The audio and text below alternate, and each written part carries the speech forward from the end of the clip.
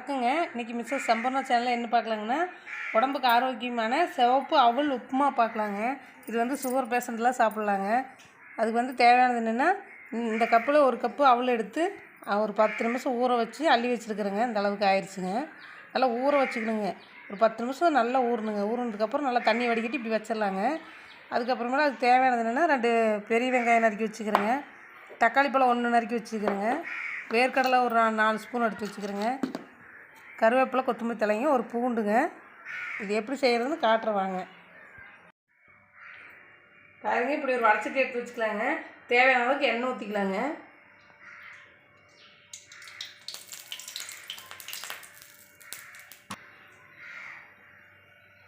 பாருங்கள், 1/4 ஸ்பூன் கடுகு போட்டுக்கலாங்க.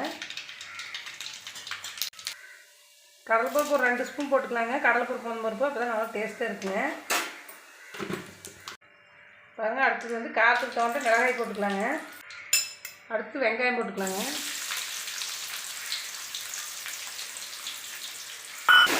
நல்லா வெங்காயம் வதங்கட்டுங்க.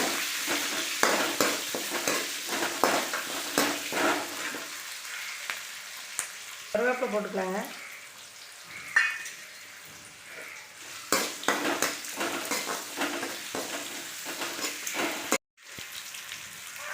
பாருங்கள், ஒரு பல்லு பூண்டு எடுத்துச்சுங்க, நசுக்கி போட்டுக்கலாங்க.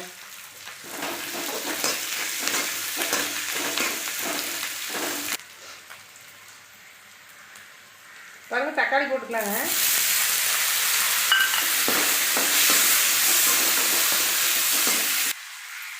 தூள் உப்பு போட்டுக்கலாங்க. தேவையான அளவுக்கு போட்டுக்கலாங்க. அப்புறம் தக்காளி வதங்கட்டுங்க. பாருங்கள், நிலக்கடலை போட்டுக்கலாங்க.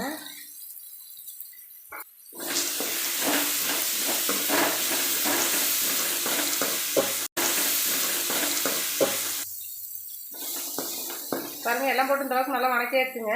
இனிமேல் அவல் கொட்டி அப்படியே கலரிக்கலாங்க.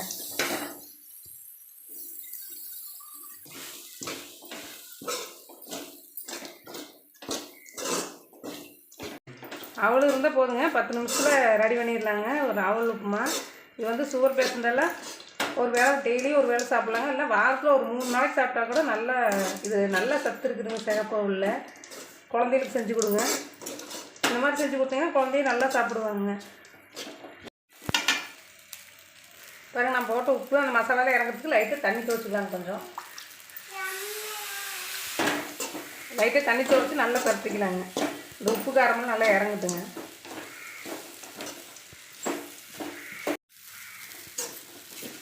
பாருங்கள், தண்ணி துவைச்சி நல்லா ஒரு 10 நிமிஷம் கிளறி விடலாங்க. அந்த உப்பு காரமெல்லாம் நல்லா செட் ஆகணுங்க. கலந்ததுக்கப்புறம் ஒரு 5 நிமிஷம் மூடி வச்சிடலாங்க. ஆஃப் பண்ணிடலாங்க. அடுப்பு ஆஃப் பண்ணிவிட்டு தடத்தை வச்சு மூடி வச்சிடலாங்க. அதுக்கப்புறம் பார்க்கலாம். சரி, மூடி வச்சிடலாம்.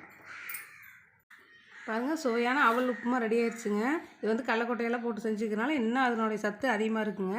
குழந்தைகளுக்குலாம் வாரத்தில் 2 நாளைக்கு செஞ்சு தருங்க. நீங்களும் செஞ்சு சாப்பிடுங்க. இது சுகர் பேஷண்ட்லாம் வாரத்தில் 3 நாளைக்கு இந்த மாதிரி செஞ்சு சாப்பிட்லாங்க. நல்லா சுகர் கண்ட்ரோலில் இருக்குங்க. சிகப்பு அவல் உடம்புக்கு ரொம்ப ஆரோக்கியமானதுங்க. இது யார் வேணாலும் சாப்பிட்லாங்க. பாருங்கள், சிகப்பு அவல் வாங்கி நீங்களும் வீட்டில் இந்த மாதிரி உப்புமா செஞ்சு பாருங்கள். செஞ்சு பார்த்துட்டு டேஸ்ட் எப்படிங்குன்னு கமெண்ட்டில் சொல்லுங்கள். மறக்காமல் எங்கள் வீடியோவுக்கு ஒரு லைக் பண்ணுங்கள். மிஸ்ஸஸ் சம்பூர்ணா சேனலை மறக்காமல் சப்ஸ்கிரைப் பண்ணுங்கள். நன்றிங்க.